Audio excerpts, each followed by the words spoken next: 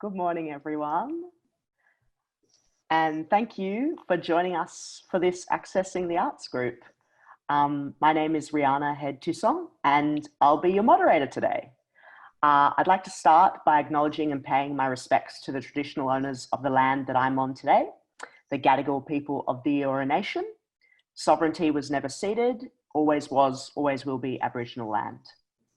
I pay my respects to elders past, present and emerging, and would like to extend those respects to any Aboriginal and Torres Strait Islander people that will be joining us today.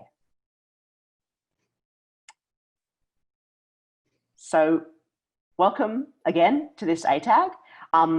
Before we kick off the chat, I just want to start off with some preliminary info, so please bear with me. First is an access note. There's going to be captioning in this session that you can turn on and off. And there are also going to be 2 Auslan interpreters joining us for the session, who you can pin so you can see better. A quick description of me. I am a cis disabled woman. I have light brown skin and light brown hair, which is out and falls just below my shoulders. I'm wearing a dark grey turtleneck, and I am against a light background. So this ATAG is titled Live Streaming Accessible Events, and we're going to be using it to look at one very successful case study, which is Platform Live, a one-day online multi-arts festival showcasing contemporary Australian artists and performers with disability, produced by Eastern Riverina Arts. Today, you'll be hearing from several individuals who were involved in the festival. So a big welcome to Hanna Cormick and Daniel Savage, Platform Live's curators and disabled artists in their own right. Adam Bannister, Platform Live's production manager and tech wizard. And writer Gayle Kennedy, one of the artists who was programmed in the festival. So just a note to our presenters, as we chat, feel free to turn off your cameras at any time if you need to take a break. And to mute your mics when you're not talking. And it would be great if when we first start speaking, you can just intro yourselves a little more if you wish, and also briefly describe your visual appearances. And a note for the audience, we're gonna have a little Q&A at the end if we have time. We have a lot to get through. So, you know, as we're chatting, just feel free to post some questions in the chat bar and we'll try to get to them. And if not, if the speakers are comfortable with it, we can always connect at the end of this so we can continue the conversations offline. So we've got a lot to talk about, so let's get into it. I would like to start by taking a step back and considering the context from which the Platform Live online festival emerged. So before Platform Live, people may not be aware that there was the Platform project. I wondered if, Dan, you could start us off by talking a little bit about that and how that led to Platform Live. Oh, we're not quite hearing you, Dan.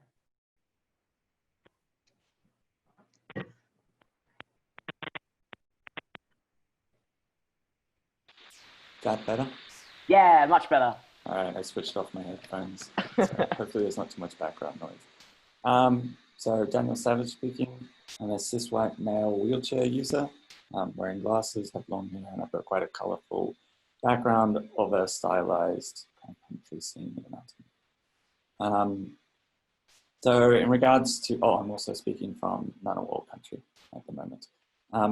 So in regards to where Platform started, so there was a EOI put out looking for curators for a new accessible little gallery and chill out space that would be portable and be taken to regional festivals around regional New South Wales. And one of the big things that there was in that EOI and that Eastern Riverina Arts were looking for was to have some sort of curators who identify as having a disability help lead organising and programming work to go in the space.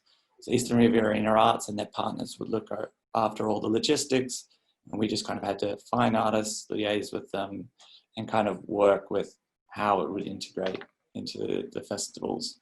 So that kind of kicked off, I believe, kind of late 2018, early 2019. We managed to attend about 3 festivals with the artists.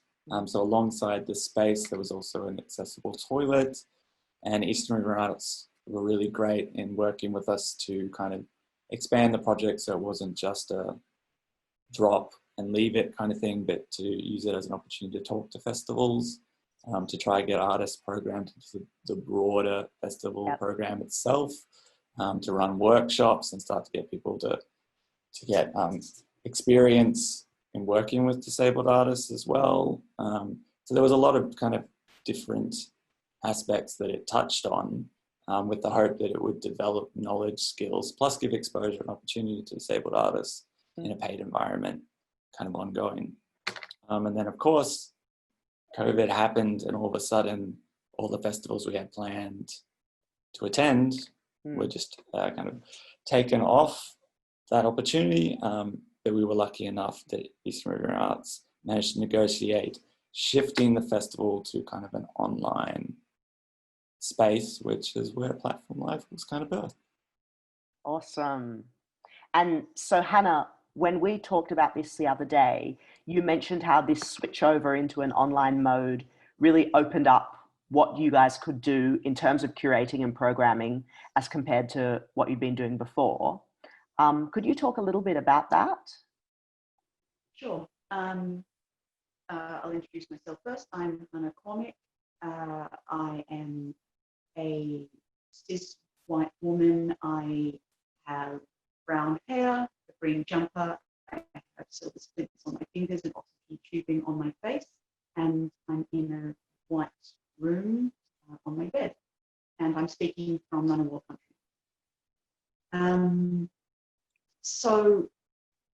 And I'll also preface that I'm experiencing vertigo today. So if there's any delay or I stop halfway through a sentence, that's what's going on. So being able to curate a festival in an online space was, on a personal note, it was really exciting for me. My engagement with platform, the whole platform project has actually been virtual. From the beginning, because I've been living in isolation for a number of years. And so I've been zooming into all the meetings over the whole time and working with the artists and the other people involved on the project, but I've never actually been able to attend any of the festivals that I programmed for. Yes. And so as someone who is housebound, it was really exciting to be able to be involved in a festival where I could not only be involved as a curator, but I could be involved as an attendee, and I could see these works of these artists that I found really exciting. But it also meant that we could be involving artists who might be in a similar situation to me. They might be housebound or bedridden or immunologically compromised, or there might be some other reason they wouldn't normally be able to participate in a live public festival. So we were able to involve artists who otherwise wouldn't have the opportunity.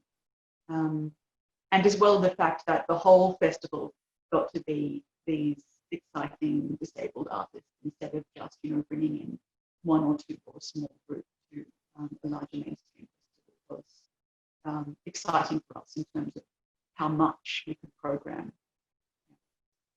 Absolutely, absolutely. So Adam, I wanted to throw over to you and just get a little bit of information from you. So when it was decided that Platform Live was going to be a go, how much time was there before you actually had to deliver on that? Thanks, Riana. So my name's Adam Bannister. I'm a cis white male with a shaved head and a short brown beard.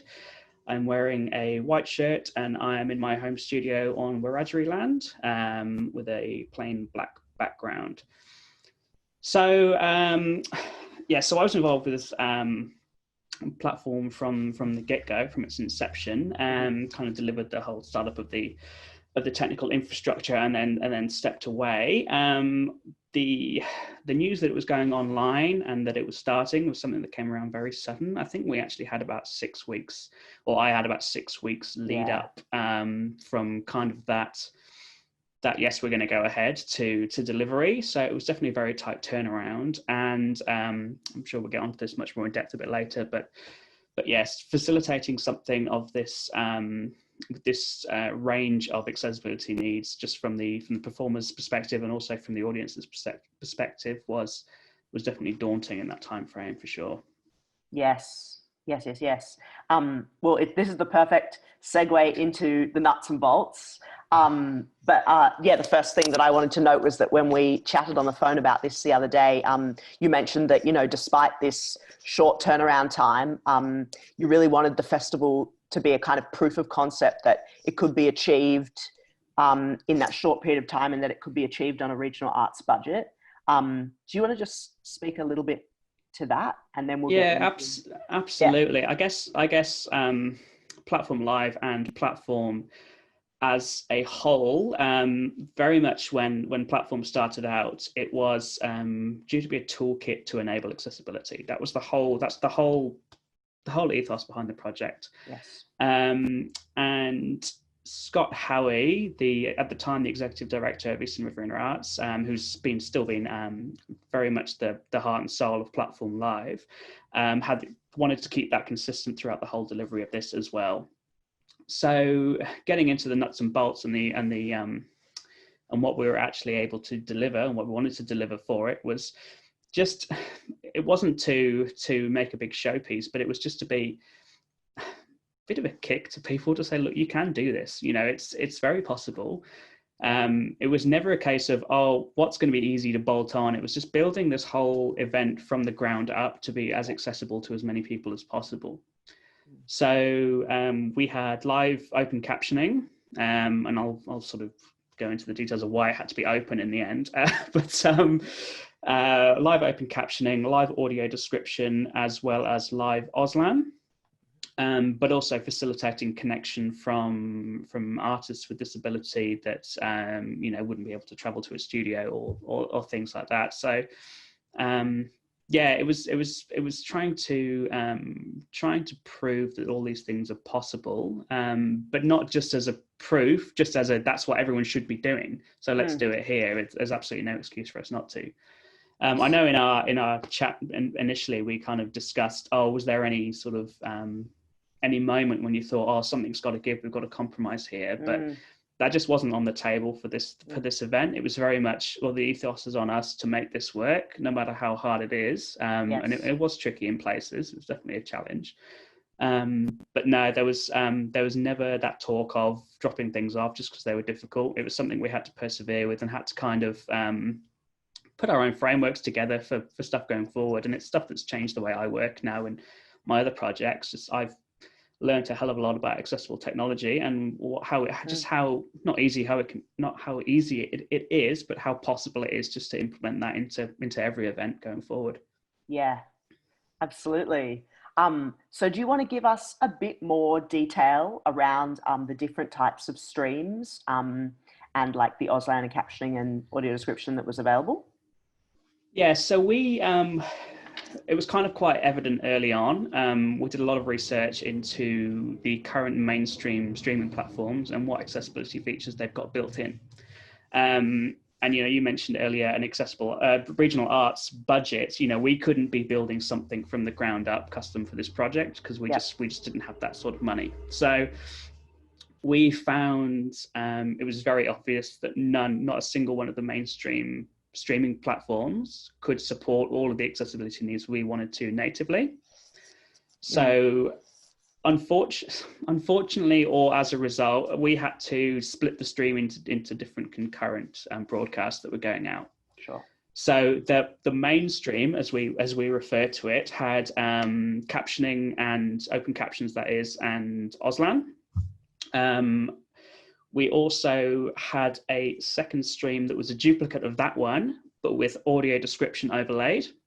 Mm-hmm. And that was a mix of, we'd have two different machines playing two different two different sets of videos, for example, and Daniel did a screen session.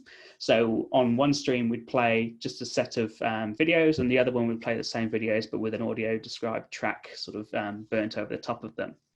And then we, quite late on, actually, it was Ricky Buchanan's videos in one of Hannah's sessions that really sort of brought something up in my mind that we'd not even considered before. But a lot of people don't want any of that, or they have trouble processing that much information at once. So we actually facilitated a completely sort of clean stream, as we called it, that was just the full screen content with no other distractions. So so those were the three. They each had their kind of distinct audience they were targeted at. But obviously that just magnifies the difficulty and the technical risk and the challenge of achieving that, because you're basically driving three cars at once, really. It does get really difficult when you're starting to, with a very small team. There was actually only two of us on the day, with a small team trying to keep tabs and be monitoring sort of three broadcasts at once. Yeah, wow. What would you say was the most technically difficult to achieve out of the three? Hands down, audio description. Open captions rather. When you do a full vision mix, if you can bring in, like we use the captioning studio and they were outstanding, you can overlay that into a video feed. That was almost trivially easy. That's absolutely fine to do. Auslan, we managed very much in the same way as we're doing it here. We actually pushed the broadcast out to a Zoom call as well, and then we're pulling in back the individual interpreters into the vision mix, which again wasn't that difficult. We're relying on existing technology, and then we're mixing it all on screen anyway, so it doesn't really matter where those sources come from. But audio description was something that probably took up half of the time in the pre-work. Not a single streaming platform supports, again that we can afford to take something off the shelf will accept an audio described stream. And I'd love it if someone could correct me on that. I would absolutely love to hear I'm wrong on that, because that was an absolute nightmare, to be honest. To have to split a stream and be playing two sets of videos at once, and keeping those time synced up with Daniel, who was emceeing that session. So obviously we couldn't start them a couple of seconds apart, because one of them might still be playing when Daniel starts talking again. So it all needs to be perfectly time aligned. And then, we had a remote live describer in Adelaide, who was feeding her work back to us in real time. And obviously we had to do all time alignment with the transmission delay. It was a real mess. And ultimately that's what led us down on the night. Audio description, worked fine for most of the day, and then just we had to make a few very quick changes before the evening session went over, and just something that we couldn't avoid. That stream fell over in the evening. The audio just didn't work for anyone, unfortunately. So I just said the main show feed and the clean feed were absolutely fine. Just something in the processing of digitally mixing in that audio described feed with the time alignment, it didn't play nice. So again, it was a real shame we had to shoehorn that together with all the risk involved with that, because it's just not supported natively by anyone. It was really disappointing, but I guess that's really the nuts and bolts of the broadcast, of how it all what was facilitated and how it all came together. So yeah, that's more or less it, really. It was a hell of a challenge, but it was very gratifying to have by far most of the day go as well as it did. Yeah, absolutely. And I was going to say, even though there were those technical difficulties with the audio described stream, you were still able to put that stream out later on, correct? Yeah, absolutely. Yeah. So we still had a great recording of everything. So all we did was just send it back to the describer. She did another cut for that one evening session, and a few days later we had it all uploaded so people could watch it back at their leisure afterwards. Yeah, absolutely. And that was that was another whole thing about the whole access as well. We had to have everything recorded and up, it was trimmed to sessions and then re-uploaded to the website, because we need to facilitate people not being able to just sit all day and watch this whole event. It needs to be digestible in bite-sized chunks, as it were. So that was quite another key thing as well. The whole thing was set up to be recorded in each individual stream separately as well. Yes, yes, yes, yes, yes. And really, you know, I did want to highlight that point about how even though there were those technical difficulties, the stream was able to be uploaded later because, you know, I think it is important to acknowledge that even if these little things fall down in the moment, that, yeah, still absolutely you need to be making the effort, and then the streams can always be put out later and people can access them, and, you know, there's no reason not to try just because it might be a little bit difficult. No, absolutely, and that's not even a question just for a small budget events. You know, it's a backup. It needs to be there. You know, that's just good practice anyway. So you can always salvage something and put it up for people. Yeah, it's just good practice. Absolutely. So moving forward, taking the knowledge that you have now from the first go, what would you be doing differently in the future? Particularly on audio described, I'd like to have someone local. That would solve so many problems. So probably, you know, we might move a bit of budget to bring someone to my studio and have them alongside us here. Differently, not a lot else from a lot of it. Yeah. Because the majority was, smooth. The majority was great, and a lot of it actually wasn't that challenging. So, you know, that sounds bad, but like a lot of it wasn't completely out of the realms of what's achievable anyway. So in terms of different, that's probably the only thing that I'd like to change if we were to do this specific. I mean, obviously every event's completely bespoke, but if this were to happen again, that would probably be the only thing I'd like to change. But yeah, it's going forward, it's probably more altered how I approach other projects, as I briefly touched on earlier. Yeah. It's given me confidence now to, I work a lot in conference production and a lot of corporate work. So I can confidently go to my clients now and go, you should be paying for this. Like, this captioning can be done. You know, it's not going to affect the reliability of the show.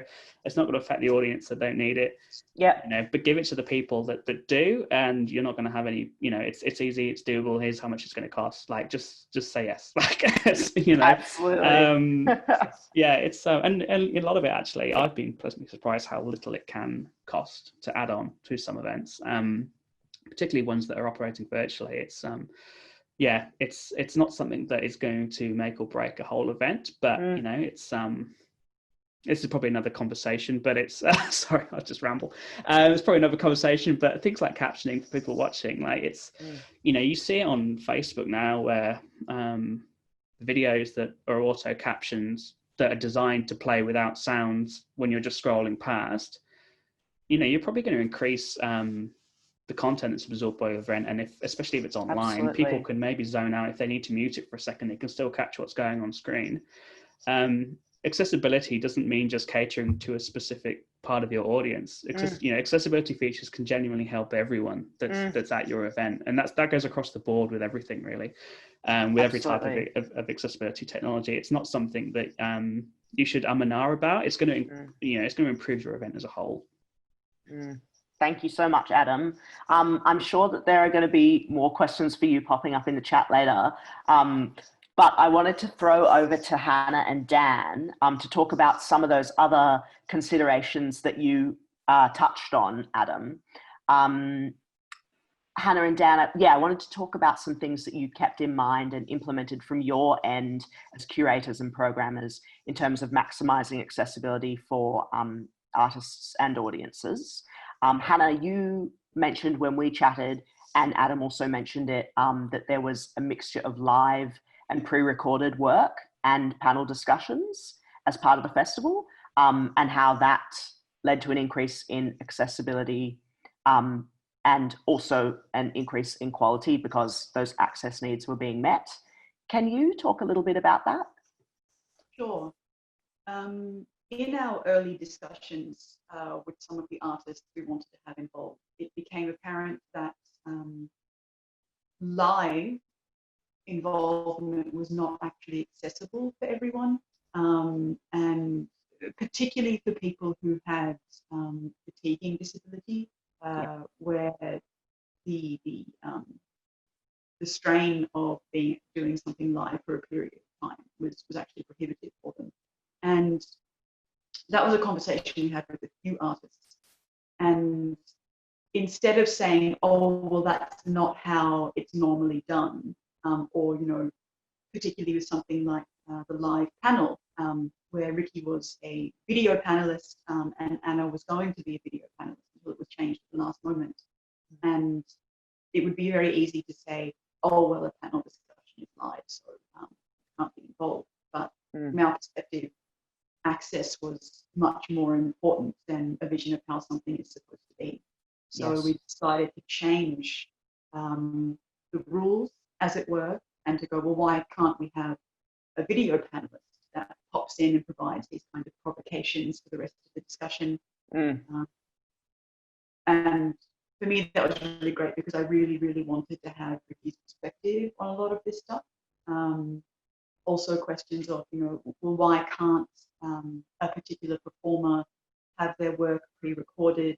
For example, Katja Schwartz, who was the aerialist in the stage session, is deaf and for live works with an interpreter, but it ended up being much more accessible for her for those works to be pre-recorded. So for us, it wasn't a problem to go, okay, well, we're just going to go with the version that suits the artist best, because access for them is important, but it also means they're able to do their best work when they access things. Absolutely. And either yourself or Dan, could you talk a little bit about the organization of the program in terms of like the breaks and the ability to stop and start? Yeah, well, we, I mean, because me, Hannah, Adam, and Scott were kind of all in this together from the beginning, we were always looking at the whole festival while we were looking at different kind of items. It wasn't that you cover this section, you cover that section, you cover that section, we'll just come back in the end and then try to stick it all together. It was very much like a holistic, integrated approach. So when we were thinking about general ideas and general artists, we started thinking, well, where do they sit with each other? What are the requirements for the artists that will be involved in those sections? What are the requirements for the access that needs to be overlaid in those sections? How would we feel with different access needs going from a type of event where you need to have more of a consistent 1 hour engagement versus something that's a little bit more relaxing? How much time will people need in between that? What does it mean for the time of day and where people might be in their routines generally for their access? And even internally within the different sections, we got into discussions about, for example, like in the video sections or performance sections, do we need to balance the works again about things that require multiple senses to engage with and are quite complex versus things that are a little bit more relaxed and are kind of built to be zoned out in and kind of just enjoy through kind of one channel. You know, we had video works that were silent, and we had video works with sound, and we had video works with basically just sound. And we had ones that were very academic and dense and long, and then we had kind of more short pieces that were more performative. So I think the big thing was kind of that idea of thinking about it as we went along with each step and considering how artists and works interrelated to each other, basically how the whole festival program interrelated to each other rather than having them just as kind of individual segments. Even to a degree how that related to myself and Hannah.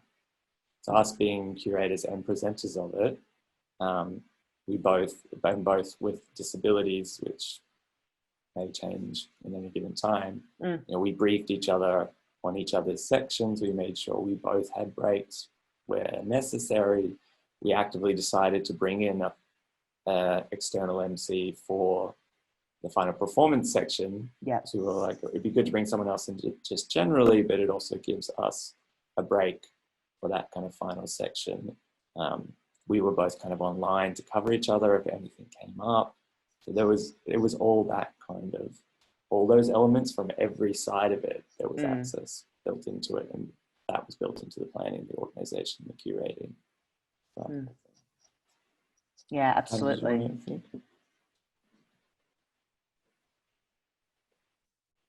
Sorry, Hannah, did you want to add anything to that?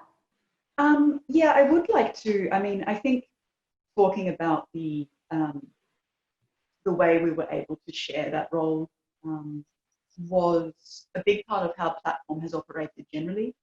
And I think part of the access of Platform Live and the platform project was how Eastern Riverina Arts and Scott Howie were able to open up these curatorial positions for us, or in some cases, for example, in my case, as someone who otherwise would never be able to do this sort of job. I have a disability, which means that essentially my ability to fulfill a task is not assured. There might be something that happens where I experience a lot of seizures or paralysis for a period of time, or I lose my internet access for a long period of time, and I can't deliver on a project. And so normally an organization would say that makes you a really poor candidate for a job. You're not going to have this job where you have to organize. But Scott was aware of my work as an artist before I became disabled, and he was aware of my work since becoming disabled and felt that I had something to bring to the position. So he was willing to, I guess, be open-minded with that and take this kind of leap of faith that by creating a position where Daniel and I were able to share the curatorial role, we could back each other up. If there were moments where I was too sick to be involved, Daniel took over. If there were moments where Daniel was too busy with his other work or his artwork to be involved, I was able to take over. And that kind of created a level of access that you don't normally see in the kind of organizational side of the arts or arts festivals. And that really carried over very, very much into Platform Live itself, where I was experiencing a lot of health issues right up into the lead up of the festival. And the whole team was just really great at just jumping on board and being able to support how we work with them. Yeah. I think we worked quite, we took advantage of it working in digital space as well. So we were using things like Google Drive and Google Docs, where we could kind of jump in and out and be working on shared lists to keep track of stuff. So if you were feeling up to working, you could jump on and do a little bit, or you could do it from your phone, or you could do it from your laptop. You could kind of do it from everywhere, and you could see the history of all the discussions and things that had gone on. So even if you needed to take a step back, there was still the ability kind of to be involved. And like Hannah was talking about, that acknowledgement of kind of the fluctuations of our involvement as curators equally then rolled into the artists that we engaged in the festival, where we made sure we put into their contracts, okay, if you're unable to attend on the day, or if you're unable to finish your work, if you're making new work due to something related to your disability, what can we do to still facilitate some form of engagement with you and your work in the festival? So we started planning out contingencies. And putting into, things about what they will be paid for their involvement regardless, because they've still put all this effort in up to the festival, and it's not their fault that, a disability flares up. So it allowed you to kind of, us almost to test out that idea of, can we have those contingencies so we still both engage them, but also still have content to be in the festival, and there's still, the quote unquote value for money that other organizations might be looking for when they engage an artist, especially because something like this festival, the artists are engaging anyway. Disability is part of often what's involved in the creation of their work. So you're engaging a person with this lived experience, and you have to acknowledge everything that comes along with that, if that's the type of work you're interested in working. Yeah. Thank you, Dan. Yeah, those creative contingency plans and that progressive contract style. Where did you first find out about that? Because I understand that was something that came from yourself. I had an artist friend who's in the UK, and she does a lot of speaking at conferences. She's acquired brain injury, and her work is very visual and kind of like it blows people's minds when they do these kind of VR performances. And she started getting asked to talk at like pharmaceutical companies and all sorts of weird places. And it was a lot of money, so it was a little bit on the ground, but she made sure, she's like, okay, but you have to know that this could happen. I could drop, I can't talk, and my partner might need to talk on my behalf. And they started pushing back. And she's like, okay, well, I'm going to put it in my contract. And if you want me there, you've signed off in my contract. If I drop out 2 weeks before, I get 50%. If I drop out the day before, I get 100%. But my partner will do the talking. Like, she came at it from a very professional perspective because she had a background in theatre and needing to know you need a contract with your theatre in case they try to pull you and put another show. Like being within the industry and then going, no, my work's about my lived experience. This is my lived experience. This is part of it. If you want to use my lived experience to your advantage, you're going to take on board everything that I'm going to put that in writing. And it's something that I think people with disabilities are often overlooked. They're not seen as being as professional often. Things aren't put in contracts, promises are just made, or, oh yeah, we should be able to do that. And they're often also not given the opportunity to gain those professional experience as much. They may not have necessarily gone through an art school system. They might not have done business or professional practice courses. And it's something I think we need to look at as a whole community about developing their skills. It's about, okay, how do you sign off on a contract, and how do you make sure you're giving out invoices so you're going to get paid in certain times, and what you need to do when that comes to tax and all that kind of thing. Because some of the artists we're working with, I think this is the first time they were getting paid for their involvement in any sort of arts event, because some of them we had to walk through, okay, we need an invoice from you. Here's what a template for an invoice looks like. Do you have an ABN? If not, do you need to file this? So it's interesting that was kind of, for some people, it was that first stage. And we tried to cover people who are at all levels of their practices, from kind of that move from just for enjoyment to, can I make this an actual serious career? When they're moving into a chance that people who've been doing this professional practice for quite some time, who are, they've got that down pat and they've got an agent that handles all that material. Yeah, and also, as you said, like acknowledging that, just because somebody doesn't have experience writing invoices or whatever, that this may not necessarily be any indication about their professionalism per se, but rather just because of, structural barriers that have been in their way, they just haven't been engaging in that manner. Yeah, exactly. They've never been asked to, or never been shown how to do it, and people have taken advantage of the fact that they don't have that experience sometimes as well. So we wanted this whole thing to be a learning opportunity for people as well, about what you should be able to expect from any professional organization, because often people don't. They appreciate just the opportunity to be involved in an arts event, and they don't want to push for asking for extra access needs or extra funding for their personal access needs, and from like producing the work or requesting that a gallery arranges the audio description if they're doing it in a certain manner, or putting in those contingencies. And we kind of wanted to go, no, they can do it, and we're doing it on such a short time frame, they should be able to do it with their budgets and their time frame.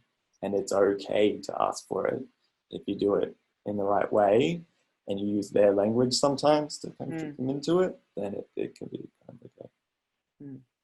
Absolutely. So I saw a little question pop up in the chat bar. Somebody was asking, let me just scroll back up, just for a brief overview of the festival content, which I think we might have already alluded to, but not maybe enough. So would one of you maybe just mind just running through the different sections of the program, just so people have this context going forward, and then we might speak to Gayle about her artist experience. Sure. We had what I guess was really 5 different sections to the platform, which were platform ideas, which was the morning session of a panel. Well, not really morning, it started early afternoon, which again was an access choice, because all of our panelists were people who experienced chronic illness and often for people with chronic illness, the morning was a really difficult time. So we timed the whole festival so that we could, accommodate people's needs in terms of that. But that was the panel. We had Platform Screen, which was a collection of video works and video artworks that was curated by Daniel.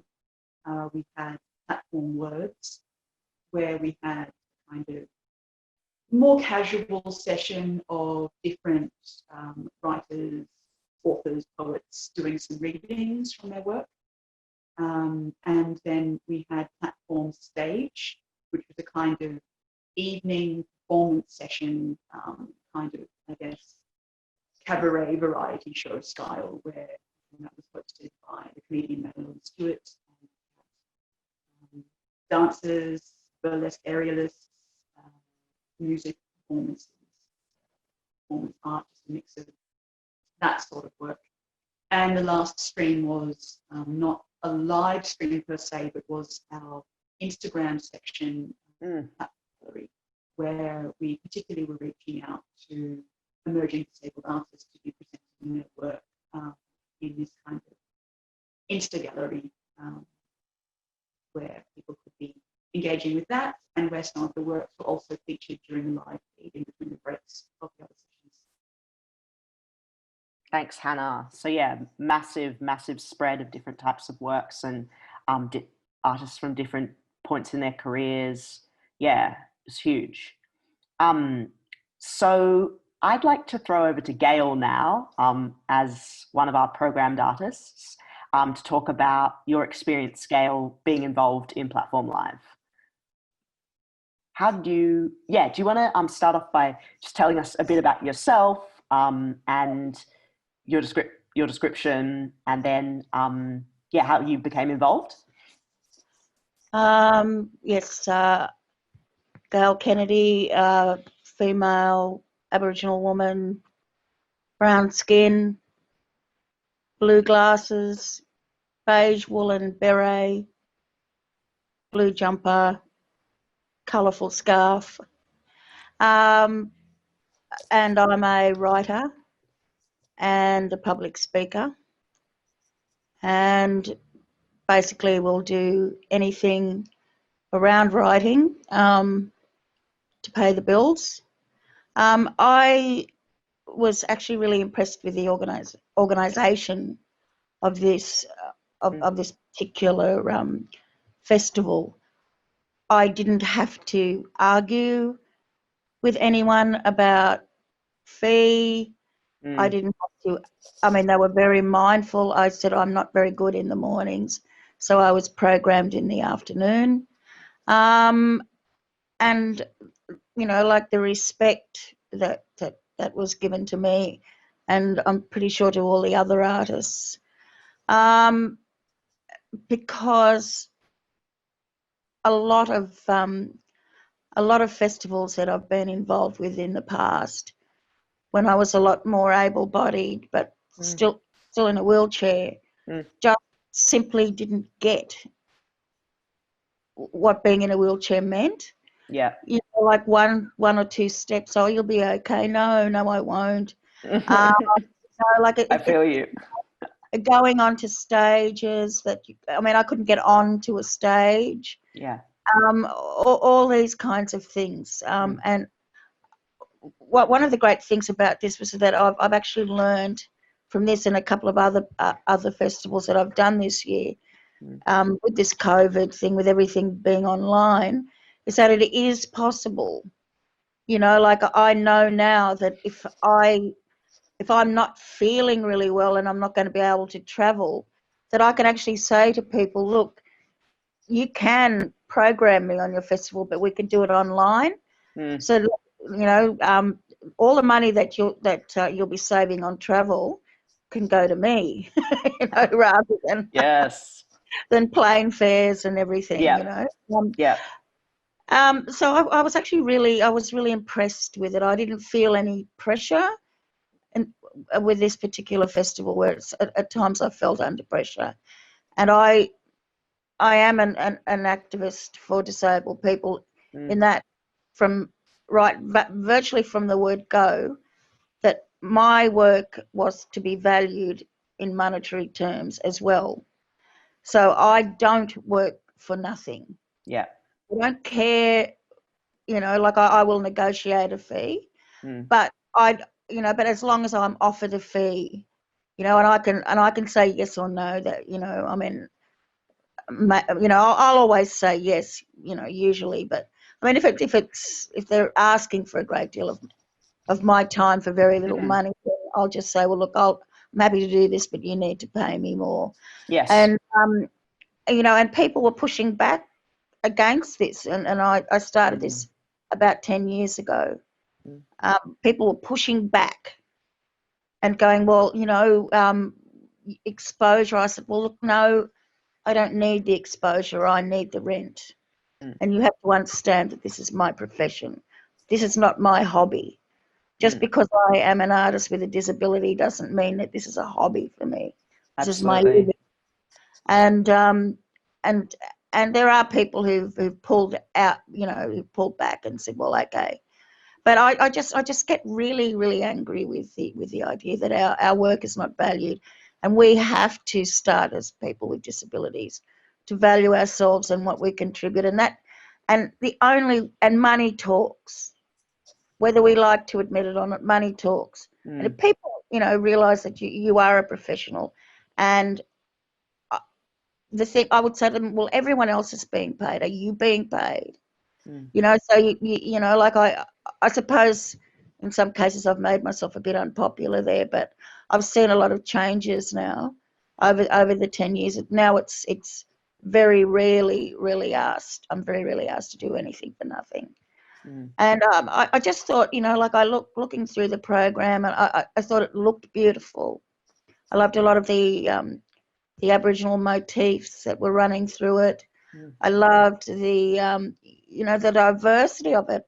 I haven't seen such diverse programming, and I think if people can't see the depth and the breadth of talent that's out there, that's coming from us, because a lot of us have a great deal of time to think and dream and put together really unusual and really beautiful performances.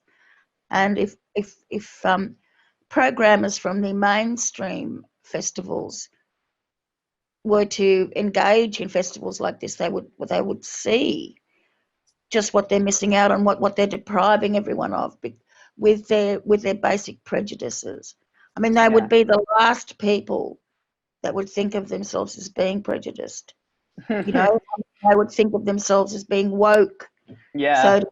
But they're not really, because they don't consider us, and it becomes patronising. And I think that if they took the time to look at the programming that was on this festival, they would go, wow, this is really different. It's unusual. This is something that everybody should be seeing. So that was one of the things I was really impressed with the festival itself.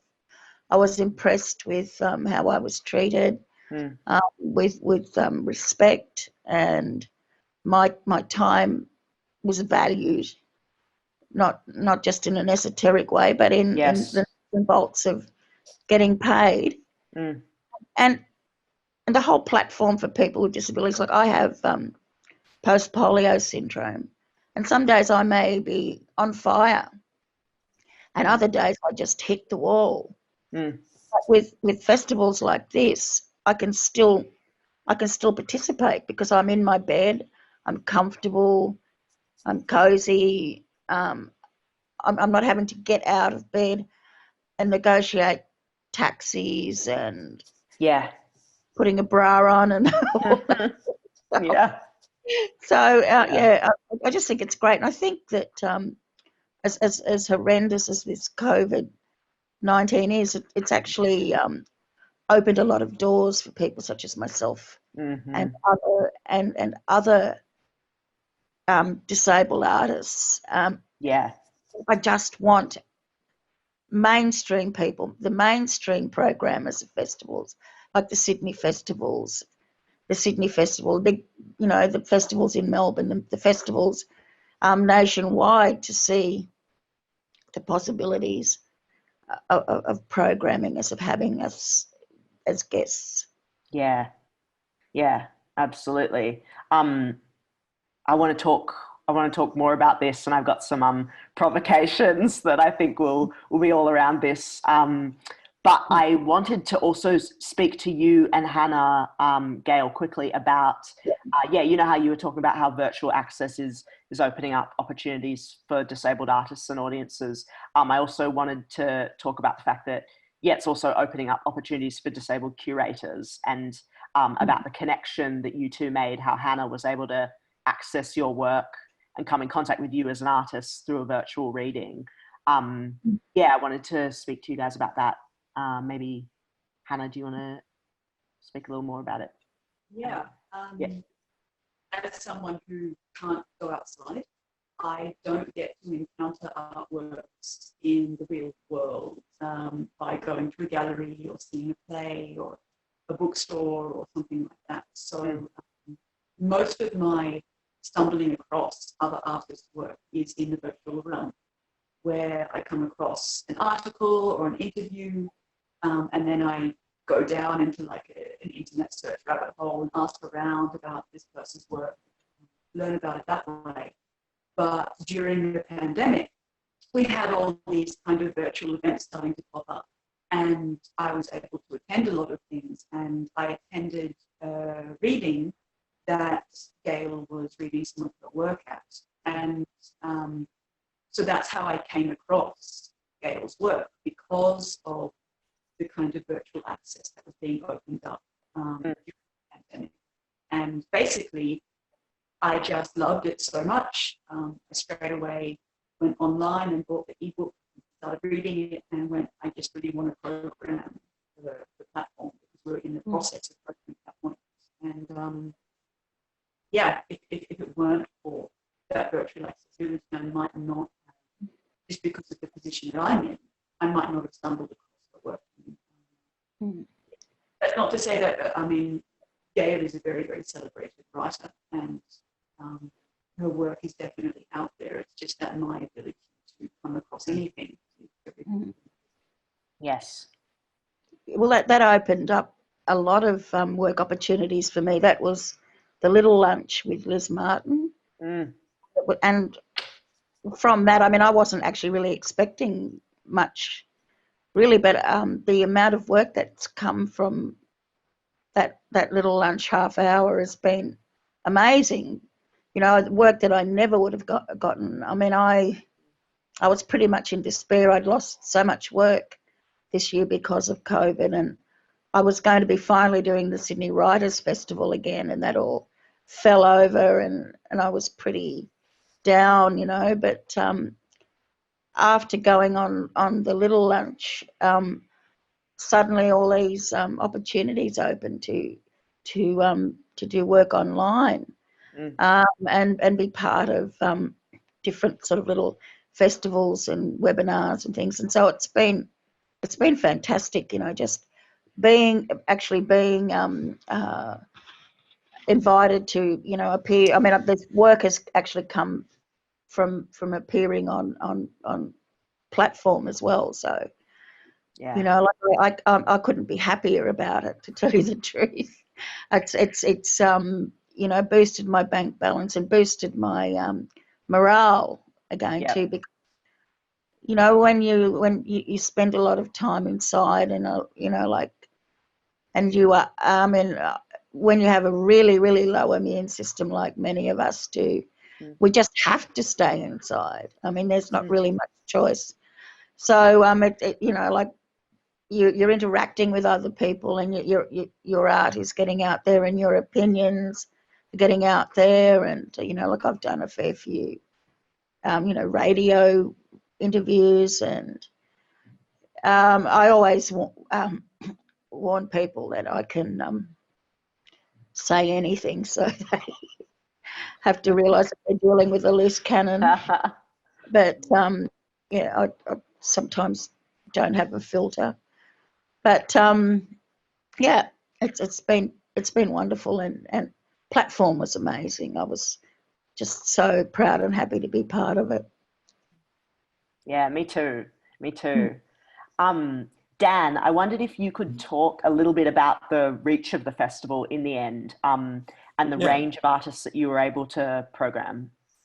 So one of the key drivers behind the platform, I mean, Adam talked about it being a toolkit, that we had like noted out some priorities we wanted it to achieve, and one was supporting artists, paying artists, getting them out there, and then having them have an enjoyable experience being involved in and learning from that, as well as trying to engage as broad an audience as possible, so both those people within the disability arts community and the general public, and to expose them to as much of a variety of work as possible, and really important conversations that we didn't think were being had.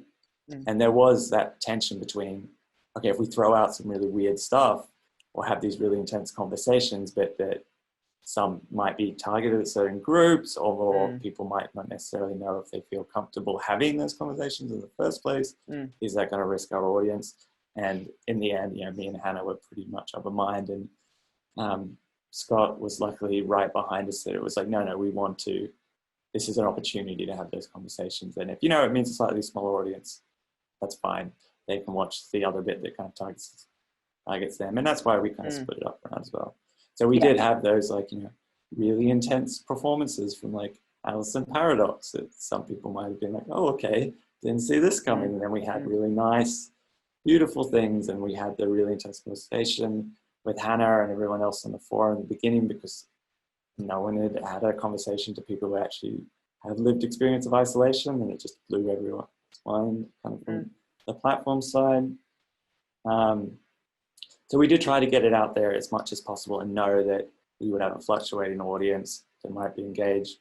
We engaged a media team, an external media team, to promote the festival. And we did get quite a lot of engagement from mainstream media.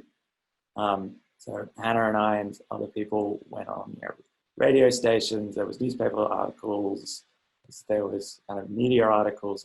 It got, I'm not sure the exact impressions virtually from those, but it was surprisingly positive, the response we got. We were in a bunch of like, what to do this week in the arts.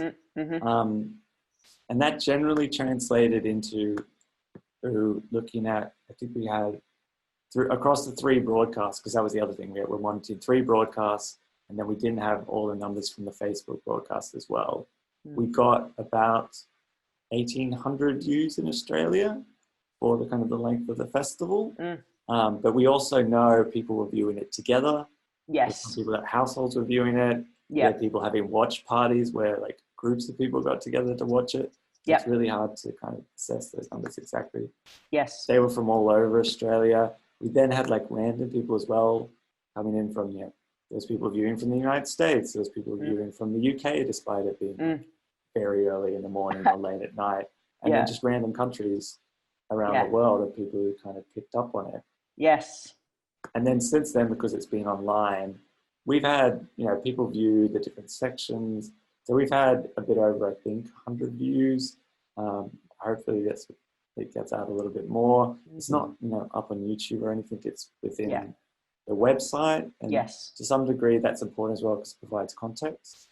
Provides context to what the platform is, who the artists are, and all their information, and what we're trying to achieve with it. So again, it's a little bit of a trade-off of, do you just try to get it in front of everyone, or do you try to get people to you? So I mean, we would have loved to have a bigger engagement from the mainstream arts community and general public, but what you get is kind of what you get. And I think, and it's the first one. Exactly. And I think we're still pretty happy with what we achieved and what we got out of it, given the, even though we could market it, because we organized the whole thing in, from conception to we're thinking about doing this to festival in 2 months. Being able to publicize something in that time is very hard. The main publicizing was maybe a week and a half, 2 weeks out, because that was when we had artists confirmed and we had the buyers and we had the appropriate information. Of course, we didn't want to commit anyone before they were committed to being in it, so we didn't want to promote people's names without knowing they're comfortable with it. And the other thing was knowing how they wanted to be presented in the media as well. Do you want to be identified as a disabled artist? How do you want us to discuss your disability, if at all? How do you want us to discuss your work in relation to you, in relation to the festival?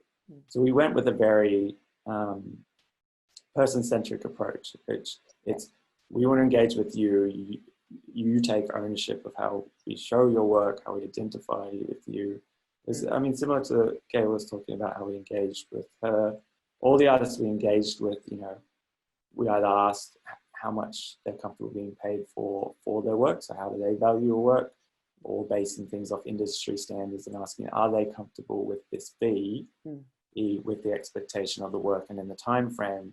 If not, do you want to discuss the fee? Do you want to discuss the work you're delivering? Is there something else that you feel comfortable delivering in that time frame? So it was really about working very closely with each artist, acknowledging both of them as just their general comfort, but also noting the fact that they're artists with disabilities. They may have certain requirements, certain other commitments, and things might come up. We're like, we don't want you to destroy yourself to make work for the festival. We want it to be an enjoyable experience for you and the audience. Yes. We'd much prefer that you're comfortable and we get a good result than you work yourself to the bone and get lost at the end. Yeah, totally. Yeah. And I understand that, again, because of the virtual nature of the festival, you were able to engage a real mix of artists, like local, regional, even some international. Yeah, I was very adamant that we have one artist, Romney Ellis Walden, who's based in Berlin. I really love her work. And we were able to engage with a bunch of different types of work. And like Hanna spoke about, some of them we could do pre-recorded, some of them we could do live. I mean, it was interesting having, dance pieces that are live and dance pieces that are pre-recorded, performances that are almost like virtual performances anyway, live performances that we then pre-recorded or edited the video together with an audio description. So it was a bit of an experiment as well, for us and for artists to go, okay, you're normally a live performer, but we're currently in an environment where everything's online and maybe a live stream isn't appropriate in regards to your access needs. So let's have a conversation about how we can present your work and get the general concepts across, but in kind of a digital medium. So that was a nice experience as well, working with some artists. For example, once like Prue Stevenson, I worked quite closely with her about how she wanted the recording of her performance and the information that goes around to support that to be presented online in a particular way. Similarly, as well, as one of the reasons we went with a pre-recorded audio description for the video works, because we worked with Imogen Yang, who has an amazing process of working with artists, like going back and forth and talking about what's their intentions behind their work, what do they want to get across, what did they notice about their work versus what she noticed. So it's a bit more of a drawn out process, but you end up with this kind of a very kind of slightly different crafted audio description than you would with just necessarily a live audio description and trying to fit things in between gaps. We could actually plan out based on the sound of the video, what's going on, where we want things to fit. Okay, we can't fit it there.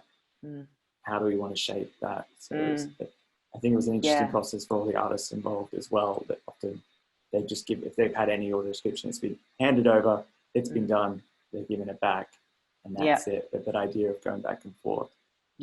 Especially if you don't use audio description in your own work, if it's not a requirement for you, it's kind of, it helps you understand other disabilities within the community and other access requirements and why that's important as well. Yeah, I think the outcome, like the quality of it, really shows why it's so important to just integrate that process as opposed to tacking it on at the end. Thank you, Dan.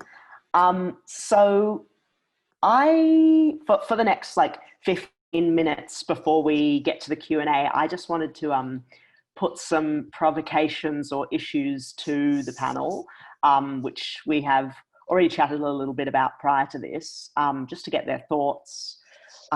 So the first one is, festivals are obviously transitory in nature, and changes in leadership around those can often mean changes to commitments to access, or loss of knowledge around how to facilitate access. You know, platform live was obviously amazing, and with that example, we wouldn't want all of that to fall away just because Adam and Hannah and Dan were gone, for example. So how can we combat this? How can we kind of build these things into processes around festivals or any other events that institutions are putting on, so that things actually remain accessible? I might jump in first, if that's all right. So I work on a large swathe of different events, different type, not just in the arts, you know, across multiple industries. And I think something that's quite keen for everything is to be loud and proud that you're producing an accessible event. Market it, make it very clear to people that you're facilitating this and that you're really happy to, and that, you know, it's just become a part of the norm for the event. And then it just becomes a part of the culture and the legacy of the event. That's as much, you know, you wouldn't have this great, you know, city activation festival that wouldn't work in another city. So, you know, you can't just translate the whole heart and soul of an event, you know, build it from the ground up to have these features. And there's no going back. You just can't. It changes the event going forward. If you're suddenly excluding part of your audience, it's not the same. It's not the same product. Yeah, absolutely. Hannah, when we talked about it, you were saying a similar thing about making it structural, making these things integrated, especially into timelines and budgets. Yeah, as Adam said, you know, from the ground up is really key. That it is, you're thinking about that right from the beginning, not as an add-on, and particularly in a budgetary sense, that it's not, oh, if there's money left over, then we'll add this little thing on. There should be a certain percentage of the budget that always goes to access, no matter the size of the budget you're working with. Of course, that gets a bit more complicated when you're dealing with something that is literally a zero budget kind of thing. I don't want to pretend that all artists work with big organizations or are fully funded or are employed by other things. You know, we do have a lot of independent artists working, but if there is money involved, then there should be some amount that's going to creating necessary work, and that especially for larger organizations, for larger events. And I actually think that when you are dealing with a much larger scale and you're dealing with larger amounts of money, that it actually becomes a lot easier to integrate this sort of access. And when you're building in the infrastructure of these sorts of things, both in terms of the technology and relationships with different providers, we might be outsourcing who's providing that access to different fractioning companies, Auslan companies. Maybe if it's an in-person kind of space, if when we're able to move back into theatres and live festivals, maybe your organisation has bought the screens that allow for captioning, so they're there all the time. You know, that's really common in Europe. You always have a lot of surtitles and subtitles for theatre shows, and that's just normal for a theatre to have that. So there's no reason that that can't become the norm in the mainstream art world. Yeah, you just have to put it in right from the beginning. And if that's built into contracts, if that's built into the way a festival is planned or the way an organisation programs or runs, then it actually becomes quite simple. Yeah, absolutely. Gayle, when we chatted about this briefly, one of the big things you said was that nobody should become indispensable, that we should be having apprenticeships and cadetships and things so that people can be getting trained up and the knowledge can be passed down. Do you want to talk a little more about that? Yeah, I think it's really really important that things don't fall down if one person leaves. I think that there should always be somebody shadowing them and learning, so that if somebody does leave, I mean, what happens quite often is that people realise just how good someone is, and then they go off onto bigger and better opportunities, Yeah. which is what we want. But things shouldn't fall over when that happens. You should have, I think all organisations should have apprentices. They should have people learning alongside others, learning alongside people like Hanna and Daniel and the people on here today, so that and of course and when they take over, they can have people. So on and on it goes. It's a passing on of knowledge, which is a big part of Aboriginal culture, and which is allowed it to continue for thousands upon thousands of years, because knowledge is always passed on. And I think one of the things where I will do things for free is if it's for really poor schools, and I will go out there and I will talk to the kids and try and buck them up and give them, the benefits of what I know about writing, and communicating, and like some kids will say, I can't write, I can't do this, I can't do that. But, showing them options on how they can tell their story, which doesn't necessarily mean writing it down in book form. They can, they can do cartoons, they can do videos, all that kind of stuff. And I always, I quite often have people come with me and just see how I do things. I'm not trained, so I always tell people that I don't have a university education. I'm not trained, and everything I do, I've learnt along the way. If I want to do something, I learn it. But I learn from other people. I watch other people. I see how they do it. I ask questions. So if you're going to have apprentices, then they, they should feel comfortable in saying, I don't know, can you tell me how? And that way things don't fall over if somebody leaves. Because if someone becomes indispensable when they leave, then, people are looking around going, well, what do we do now? Yeah.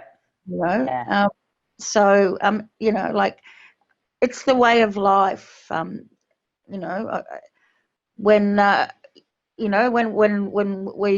we've moved on, we make sure that our knowledge is passed on to others. So I just think it's really important that we look at engaging apprentices, if you like. I don't know if that is. Are we still allowed to use the word apprentice? I don't know anymore. Language keeps changing all the time, but bringing someone on board, and there's plenty of funding opportunities, to get money to pay that person. I mean, we don't want slaves going in there basically and running around doing stuff, for nothing. They have to be paid, wage. So yeah, it's totally. Yeah, I think also, for larger organizations, we often see the access being siloed. It's like, oh, there's a learning development team, they'll deal with the access.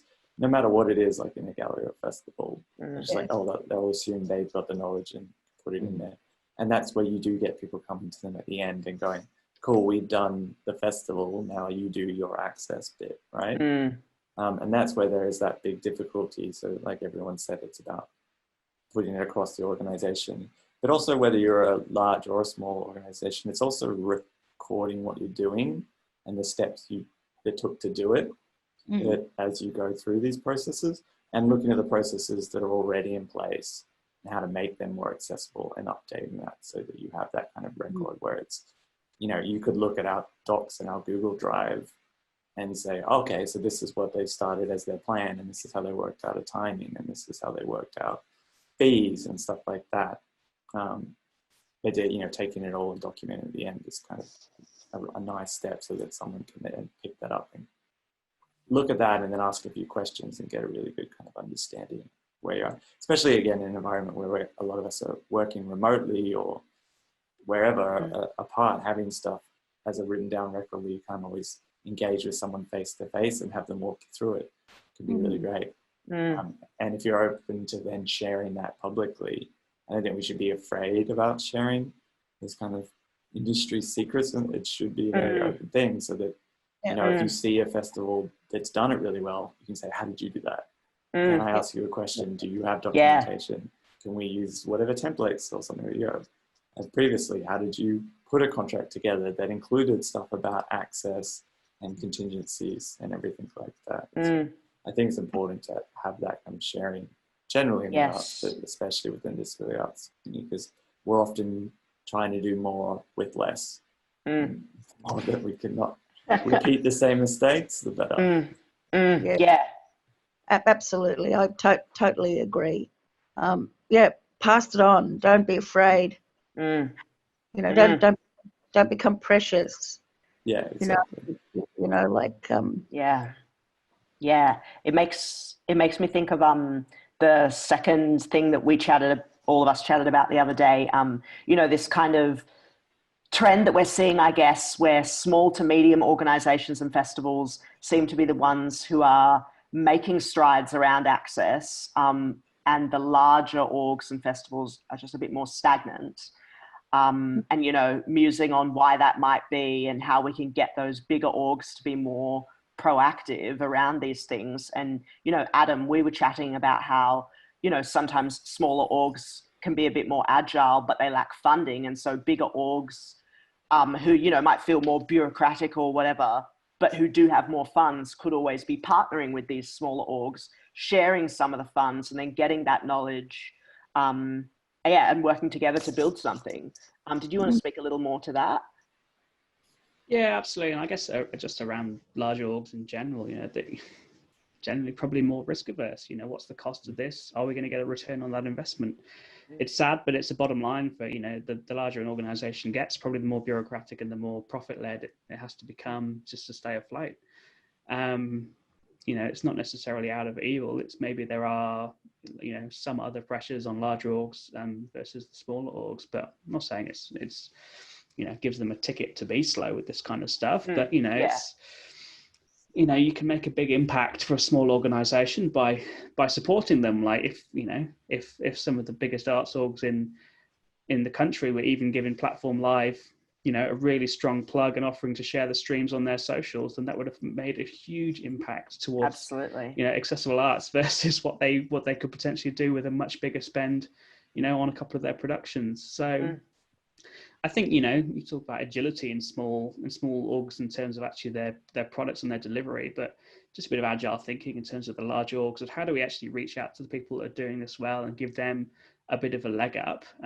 It's no skin off their nose. They've got nothing to risk in terms of that stuff. And, you know, bring your expertise and help consult on this kind of stuff. Like, you know, there may be some, you know, they might have a massive list of performers that might have wanted to, you know, join in, not necessarily to this one, but to something in the future, or, you know, project management templates or good insurers that they could recommend. You know, just, it doesn't have to be financial. It doesn't have to be a huge risk to a large organization. Just show willing and just chip in. It's, you know, it's just really, you know, that would make a great return for them in terms of PR and, you know, even just sponsorship of stuff like this. It's, that's the whole reason big companies sponsor things, isn't it? Is to look good to potential new audiences or new customers. So yeah, I think it's a risk thing for them, to be honest. You know, as well as, you know, maybe more existing infrastructure, and especially in terms of, you know, I can only speak from a technology perspective, but a lot of the bigger companies have a lot of legacy, out of date infrastructure that maybe couldn't facilitate this stuff quite as easily as a small organization. Like you know, I've recently pivoted into going fully virtual. I've been in live events for a long time, but you know, as a result though, from that pivoting, all of my equipment's brand new, state of the art, and it can facilitate this kind of stuff maybe easier than some of the bigger organizations with, you know, cost them tens of millions to across the board roll out this kind of stuff for all of their productions. So yeah, a lot of probably very mixed reasons as to why it's slower picking up, but there's definitely more they could be doing to help support smaller, more agile groups that are trying this stuff. Yeah, and you know, I mean, another thing that comes to mind is, Dan, we were talking about how there's also like a broader issue in terms of how we value disabled artists and audiences. Did you want to speak a little more to that? Yeah, I mean, when we discussed it, I said, talking about in the end, whether we contribute access and make our events more accessible, it's just a value judgment. Do we think that putting the time, money, and effort into making an event accessible is worth the return we're getting from the engagement of the audience and the people we're engaging with? And it's often, and like Adam said, it's often not necessarily done out of malice. I don't think anyone ever often does, well, they do, but generally people, the way they respond to people with disabilities is never out of malice. You get people, you know, trying to help you when you don't need help and things like that, where it's done from a certain perspective, but it's a cultural and social perspective that may be out of step with reality or the expectations of people with disabilities, and that feeds into kind of every part of society.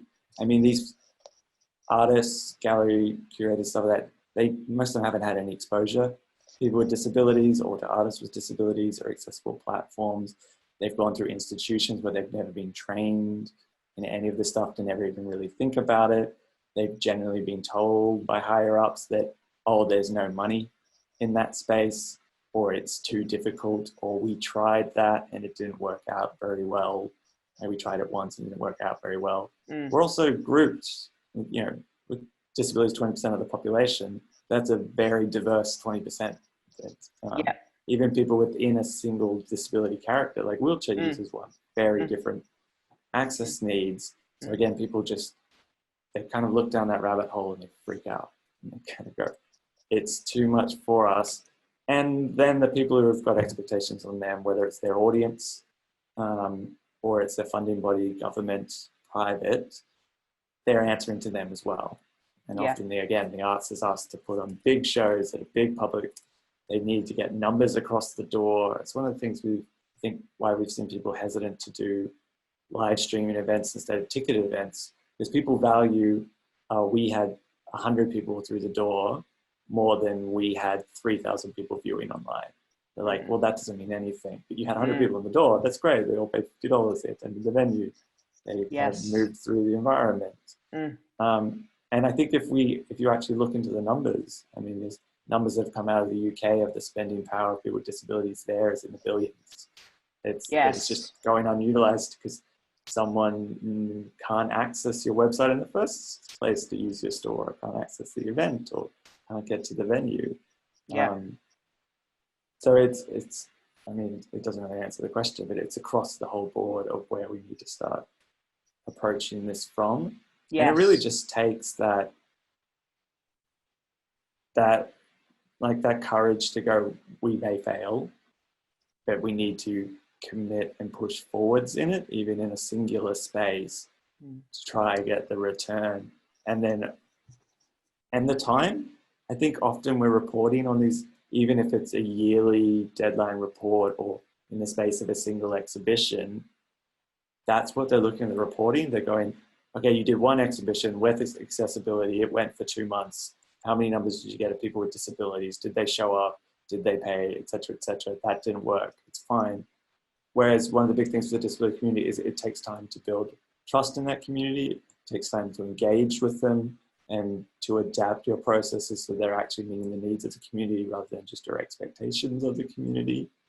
So you can't just do it in, you know, the space of 3 months or do it once and think you're going to get it perfect and you're going to get the engagement.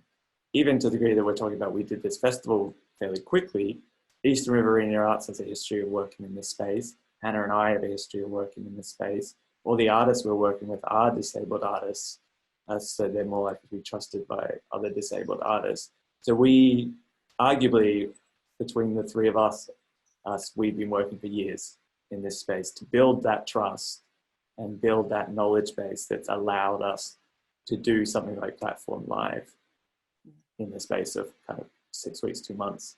And we still didn't get everything right. Things still didn't work 100%. Yeah. But I think we did it quite well.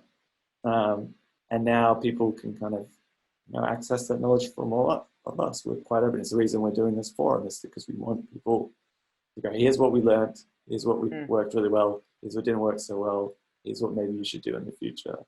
And it's just a scalable thing. It's going to be different for larger organizations, but there's a way to do it. And it's about asking that at the start. How do we fit that with who we are and what we want to show? Or do we actually need to adapt what we're wanting to show in the first place? Yeah, absolutely. Absolutely. I think this is when we say goodbye. Okay, bye-bye.